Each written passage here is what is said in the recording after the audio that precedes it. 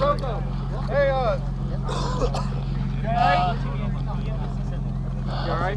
Nice job, man. What was getting to you? Was it the? I was just exhaustion, dude. Like my hands were locking up and shit. Like I've been cramping all day and shit. So I'm just had dehydration right now. So it's like I got dry mouth right now and shit. So. But you pushed through it though. I had to, man. Yeah. What I'd like to do, because I respect what you just went through. A recap. Well, I'd like you to video just a quick AAR. Especially because I had no idea there was going to be a second casualty or a potential casualty. Yep. Lucas confused me, and it drove me. I mean, the rest of my guys were working in the other room. Right. And the only thing that concerned me is that I wasn't in there. You know what I mean? And it was hard to communicate to the guys in the other room to break their concentration that I needed somebody to just secure Lucas because he technically was fine. Right.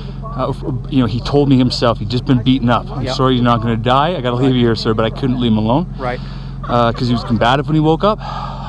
Naturally, right? He was so his level of consciousness was out cold. He was times 4. Yeah, he was unconscious, and then you know, it's common. Guys are gonna fucking wake up and think they're still attacked, right? He had no idea who we were.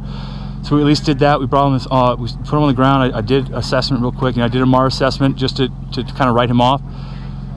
And you know, walking into the room with Matt, you know, it was serious. I mean, you know, optimally, he wasn't in an optimal position. He was in a chair. He was locked up. He was bound up. So it was, you know, and obviously he's in a lot of pain. But you know, from my personal point of view, it was better me walking in, seeing him in pain. You know what I mean? Because it means he's at least conscious. He hasn't lost too much yet. We got time. Right. We just kind of went through it. You know, Woody backed me up. Knew to start tourniqueting while I started working on his leg. So he had an upper arm gunshot wound. He had a lower leg, very noticeable lower leg injury. I could see the entry went through the clothes, so just ripped open the pants. You know, dug my fingers in for some direct pressure just to control the femoral bleed while I prepped our tools, and started going to work packing. So packed in some hemostatic, keeping the pressure on, wrapped him up in his Israeli. To be honest, the thing I forgot was we really should have just hold direct pressure with the hemostat about 5 minutes, but I mean, we needed to get out of the house, unfortunately. So I mean, we secured him past MAR, got him into the packaging stage at C. There was no obvious head trauma or spinal injury, so we didn't worry about C-spine. Circulation seemed fine. He was still lucid. Okay, so his level of consciousness hadn't changed at all. Right. Again, good sign, right? We're not past that 30% mark yet, so thumbs up. Got him in the house and extract. I mean, the rest, if we had a more secure or more known location, we could do a couple extra things. We could have documented a little bit more, but honestly, again, I was feeling unsafe about this situation, and I was going to extract with him. So I could brief and prep anybody or do the documentation in the car on the way out before we transfer them to a field surgical hospital. I know you had a lot going on. How many tourniquets did you place on the patient? I didn't put any on, but Woodcock actually applied 2. He had an upper gunshot wound, and he had actually an opposite gunshot wound in the leg while I was working on the right leg. Now again, so he had a gunshot wound came in through his right breastplate, his right ribs here, probably from this angle because he had an exit wound on his left chest. Pretty sure with his breathing and the changes to his breathing, he definitely had pending pneumothorax. We solved that with the Hale kits, and he still periodically he'd still have a little bit of trouble breathing. So I just released the forward one to release the air a little bit, and then sealed it back down to a comfortable level where we can get on with the window, get him to the extract. So. Okay. What else? Did you check pulses? Did you check anything? Unfortunately, you know what? I didn't. I dropped that ball. I did. Did you? Okay, no, so on the tourniquets, I dropped the ball on it. Okay. Yeah, so sorry. Yeah, we didn't do that. We should have had the wherewithal on that one, honestly. But I was more worried about just direct pressure, and I know, and that was exactly it. I mean, I was more worried about the bleeding, and I just kind of dropped that ball. I should have backed up. Again, as the observing physician on scene, I should have backed up the distal pulses on the upper left, and at least this leg, where we applied those tourniquets, just to make sure they were effective. Now, visually, we didn't have any additional bleeding after, so were we lucky? Yeah.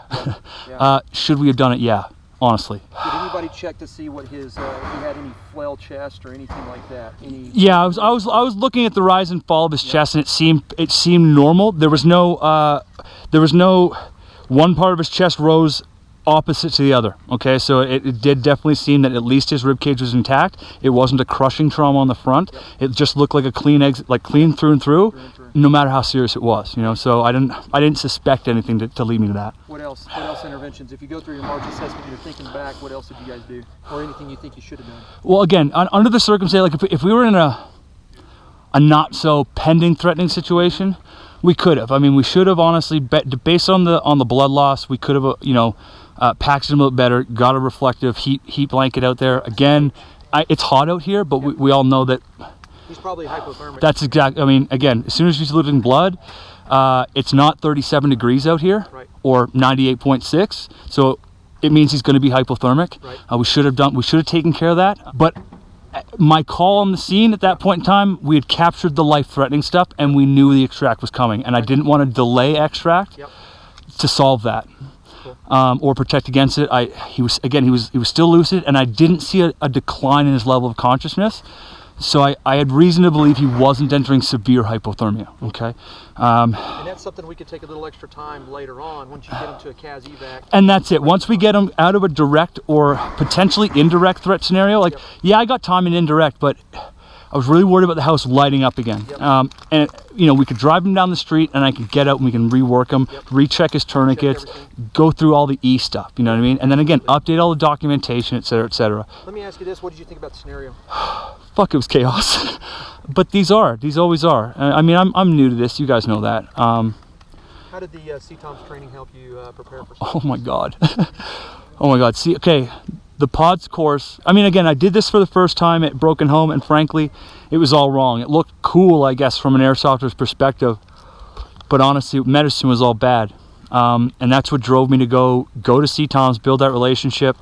You know, my buddy Will really kind of took me under his wing, combat medic friend of mine, and really made sure I knew what I was doing. So, I mean, when I went in there, I knew what I needed to do. I dropped the ball a couple times, but I'm new and it's stressful. I know exactly what I did wrong, and I can correct that going forward, but I at least had an idea of what to do. I wasn't just fuck, you know, like, and Broken Home, I was a little fuck. Sorry for the swear words. What we were doing, we're trying to do with the Guardian program, what do you think about that? Put official, good training out to what you guys do. I mean, what do you think? This is what I'll say about that. It's pretty simple. Everything I'm into these days, that has been directly built by me playing airsoft. This is a game for most, but there's people out there though that look at it as an opportunity to be interested in something and a motivation to go do something bigger than themselves. So, like, you know, when I failed and stuff at the CSAR stuff at Broken Home, not when I failed, but, you know, like, from my perspective as a trained person now, it drove me. I went home with a fire, and I went and redid all my first aid certs. I went and got trauma trained from CTOMS, and that's what I hope, even if it's only a handful of kids, that they walk away not just looking at like, oh, I just slung some BBs. And honestly, I mean, if we do that and we set that standard, I mean, honestly, my personal opinion, that's what the standard should be. You come here trained, you get to practice it, so in the real world, when those skills are called upon you because something shitty happens at a mall, or your dad falls down the stairs, or your buddy gets shot in a drive-by, you're not just watching them die in the street or in the mall, okay? That you can look back and go, fuck, I had a really good time at Airsoft, but you know what? It made me go do something bigger, you know? So I think the program's awesome. I honestly do. I mean, man, you guys challenge the shit out of me. I mean, honestly, still, this med stuff is the stuff that still challenges me. That Milsim Mechanix needs to go as far as getting the information out there. And of course. So, and this is something I talked to Will about CTOMS, right? Whether it's apparent or not, the wars for us are slowing down, and it's time to shift and start taking the other people, the other citizens under our wing, because frankly, most of them don't know anything about this. And I know it's because we live in a comfortable society until one day it's a shock and someone's family is destroyed. And it could have been as simple as sticking your fingers in your mom's leg. You give her that extra 5 minutes until an EMT comes, or whatever it may be, right? And I just don't think many people think of that. And this is where you go, surprise, this shit exists. Right. You know, I heard Matt Graham say it once, you have the rest of your life to figure out the gunfight, to win it. How long that is up to you. The converse to the med thing is, I have as much time as he has to figure out his problem. How much time he has is up to me, right? And I think that's important. Absolutely. Okay.